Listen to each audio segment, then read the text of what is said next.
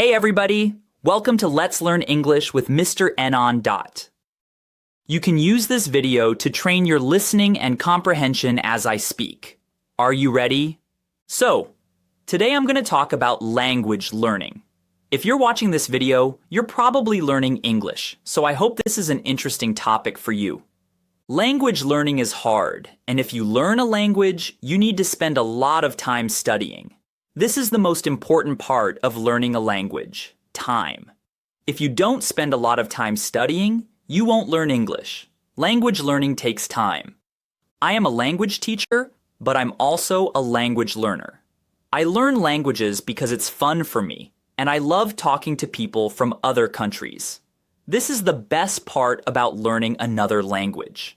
You can talk to many people and make new friends. I talk to people from many different countries. This is the fun part of learning languages. But language learning is not easy. Sometimes I get sad or frustrated when I can't understand somebody. I also get nervous when I talk to people in other languages. But that's okay. It's normal to feel sad, frustrated, or nervous when you learn another language. This is normal. Sometimes I make big mistakes when I am speaking other languages. I make mistakes with grammar, vocabulary, and pronunciation. But this is normal. Everybody makes mistakes when they speak other languages. If you don't make mistakes, you won't improve. To improve, to get better, you need to make mistakes. You need to talk. You need to practice. You need to have fun.